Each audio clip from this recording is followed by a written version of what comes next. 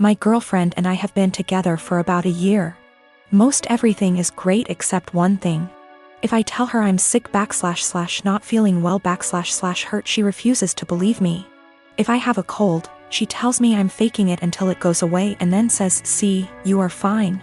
I'm rarely sick, so it's never been a major issue. But she has zero sympathy when I'm sick. She grew up with hypochondriac parents who were always sick with something, often self-diagnosing themselves with fatal maladies. She has limited contact with them, and the time I met them, I was told by them that they didn't have long left to live. I get it, growing up in that household must have been awful. But what happened on Sunday just sent me over the edge. Girlfriend and my sister wanted to check out this event and we were all supposed to go. I woke up with excruciating back pain and could barely breathe. Girlfriend got so mad at me for ruining this that she wouldn't speak to me. As she was about to leave, I asked her not to leave because I thought something was wrong. She said no and left. I threw up in my bed and eventually called my parents. I was too embarrassed to call 911. And my mother and brother hauled me to the hospital. I was whisked back and after 20 minutes I was diagnosed with kidney stones. Fentanyl and gravel, and I had a CT scan and then went for a procedure to bust the kidney stones. 5 hours later and I was laying on my parents' sofa in a haze. I have never, and hope to never, feel pain like that again in my life. I was sure I was going to die. The attending in the told me it's worse than childbirth and that they've had it before, too. I didn't text my girlfriend throughout because I really didn't have the strength or foresight. I was drugged up and uncomfortable. My sister found out that I had been in the emergency room and soon after my girlfriend called me. She was pissed off I didn't call her. Then I reminded her that I begged her not to leave as I thought something was wrong. She got quiet and eked out an apology. I got furious and said something rather nasty things, unsavory things. In fairness, I was on dope, still sore, peeing blood and felt like someone had punched me in the gut. Standing was incredibly painful. I needed to take 2 days off of work and school. I rested in bed and the only thing you can think is the person who should have been there didn't even believe me. She's texted me this week a formal apology and wants one in return for saying nasty things to her. I've been avoiding her texts / calls. I felt like shit this week and picked something up in the So I laid low, took a few days off work and relaxed. She wants to meet tonight and talk about everything, but I'm still so mad I don't know if I should hold off seeing her. Is this as big a transgression as I feel like it is? Am I blowing this out of proportion because I felt so shitty? I just am so annoyed and angry. Girlfriend didn't believe me something was wrong and I wound up in the with kidney stones and needed a procedure. She was mad that I didn't call her, I was too doped up, and then when I blew up at her she felt bad. I'm still mad at her. I am a 25-year-old male on a lakeside property that was legally and officially given to me by my parents. I have been living here for 6 years and have some great neighbors along with some not so great ones.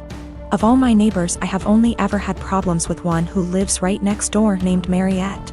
She first moved in early this summer as she had the former house on her property demolished and rebuilt. My problems started with her over the use of my wood stove and fireplaces. With the temperatures getting colder, I have started to use them daily. My house is not equipped with any form of heating outside of the wood stove and a fireplace. This means that from fall until spring I will constantly have them going to keep my place warm. My family never outfitted the home with anything better because it was for weekend trips and we would winterize and leave it when things got cold. My parents thought of adding oil heating when I moved in, however I opposed it because it was a waste of money and didn't mind splitting logs. 5 days ago, after having received my shipment of logs for the fall, I was approached by my neighbor Mariette. She came around asking for my parents, to which I said that they don't live here and that I am the homeowner. She didn't believe me and said that I was too young to be a homeowner before leaving. Later that day I heard a knock at my door and thought it was my girlfriend, so I gave my usual greeting of, "Hey, sweet cheeks," while opening the door. Unfortunately, it was not her and was Mariette again, so I apologized quickly and asked what she wanted. Once again she wanted to speak with my parents, to which in a more stern tone said that I was the homeowner. This time she finally got it and said that I am violating HOA policy by using wood-burning fireplaces indoors and outdoors. In response, I said that as new as the house looks I am not a member of the group and that the town permits fireplaces and burning yard waste.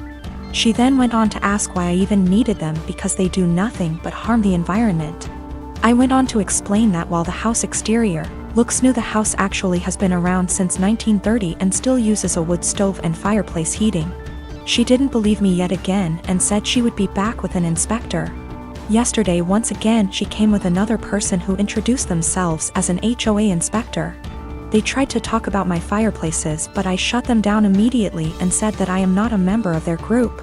The guy then tried to lie by saying that the HOA is in control of all the properties in the area. I immediately called him out on the lie and said that he is either lazy or a moron for not knowing that I am not with them. We went back and forth one more time before I told them I will not listen to them and to stuff it and leave. I have 3 children, the oldest being 16M. For my birthday last week my son went out and bought me this swinging hammock chair that I had been wanting for 2 years, and it cost him quite a bit of his saved money, which I fully intend to put back into his bank account so he can continue saving. He was so excited to see me open this gift and couldn't wait to help me set it up. I told him he shouldn't have, that it was a lot of money, and his response was, "You never get anything nice. I wanted you to have it." And it was true. I usually don't get anything for my birthday or Christmases outside of Tupperware or soaps. So it might sound stupid, but I have cherished this swing ever since he got it for me. Especially where I finally have something nice that's mine. My sister-in-law comes over once a week to see all of us, and she immediately headed straight for my swing, which my son hooked up on our deck. I told her to please not sit on it, and she said, "Is there a weight limit?" So I told her yes, 250 pounds, and I even showed her the box to confirm. She was not upset about this. She just said, "That's a bummer.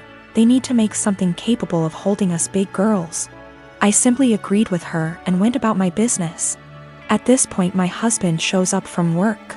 When I went inside to grab us some drinks, her and my husband are talking on the porch, and not even 5 minutes later I hear a loud crash. I go out and sure enough she had sat in my swing and the crochet netting around the hook snapped on one side, causing her to fall right on her ass. She is sitting there laughing, gets up and says, "I guess I need to learn to listen." So I lost it. As I said above, I literally never get anything nice. Never. This is the one thing that I had that was mine, and it didn't even take someone a freaking week before they ruined it for me. So I said, "I literally just told you not even 20 minutes ago that it would not hold you, and to please not sit in it." She makes some comment about, "Usually the weight limit is a lie. I thought it would hold." So I said the weight limit probably would have held if you were only 50 pounds heavier than it, not 150. She is 420-ish lbs because she is one of those girls who eat food on camera for money, and she absolutely loves her weight. But regardless, instead of apologizing or offering to compensate me for my destroyed item, she has resorted to saying I'm a shitbag for making her feel like her weight is a problem and my husband is on her side. So I live in a flat with 3 other people, childhood best friend, a guy from my uni course, and his cousin. For the most part we get along really well and rarely have disagreements. However, this has been a real point of contention lately. About 6 months ago I began a relationship with a guy I've known for a couple of years. I know it's still a fairly new relationship, but I really like him. He makes me really happy and we're pretty serious about each other. Up until recently, he would come visit me at my flat 3 to 4 times a week.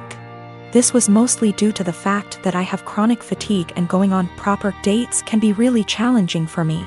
Instead of going out to dinner or a film or whatever, we'd just chill in my room or the living room, watch TV and get takeout or cook together. I didn't really consult anyone about this, Bex to say. All the other flatmates have their partners over as often if not more so, and B, he rarely spends the night and usually leaves before 10 p.m. because of his work schedule. So the issue, 2 weeks ago, comes to me and tells me that I need to stop having my boyfriend over because it's starting to get annoying. I asked her why, and she said it's irritating to have someone who doesn't live there skulking around all the time. I pointed out that her boyfriend sleeps over 3 nights a week and thus is here more often than mine, and she claimed that was different because they've been together for 11 years and are moving in together once her lease is up. She said she's discussed it with the other flatmates and they've all agreed he needs to stop coming over or he has to chip into the rent, because it's getting ridiculous. Note: nobody else's partner chips in on the rent. I confirmed with the other two that yes, this is an agreement they've made. Though my best friend said basically made her agree by threatening to cut off the Wi-Fi and utilities, which are in her name, if she didn't. I asked if this rule applies to everyone, but apparently it's just me. I pointed out that it's unfair and was basically told to deal with it. My potential assholery: I've begun loudly insisting that if my partner isn't allowed to come over, neither is anybody else's. If I answer the door to anyone's partner, I'll send them away. If I come home and someone's partner is there, I'll make a point to mention that I thought we weren't having partners who don't pay rent over anymore. I've asked boyfriend over and over how much rent he's paying and pretend to be affronted and make a fuss when he says he doesn't. Everyone's pretty pissed at me and is telling me I'm being unreasonable. I know I'm being petty, but I think it's unreasonable that there's one rule for me and another for everyone else, and I'm trying to make that point. Am I really the asshole here? Some questions people keep asking. If I knew of something my boyfriend was doing to be annoying / if anyone had told me that he was doing something, I'd have included it.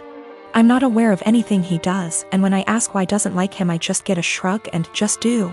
I will also state I'm bi, and she's never had an issue with any female partners I've had. We don't hang out in the living room much. We literally only use it if there's something we want to watch that I can't get on my bedroom TV and there's nobody else in there. We use the kitchen more often than the living room, but honestly even that isn't that often. We eat far too much takeout pizza rip. A lot of people seem confused, so just clearing up who's who in the situation. The one who brought all this up is not my best friend. Not to get too much into a tangent, but basically just over a year ago I was moving out of halls at university and was looking for a new place, so we decided to move in together. At the same time, a dude from my course was looking for a flat share. We couldn't find a 3-bed but found a really nice 4-bed, and he mentioned his cousin was also looking for somewhere to live, so she got on board too. I only met her last year and we don't really know each other very well. By chronic fatigue I mean chronic fatigue syndrome. Sorry, that's apparently so unclear.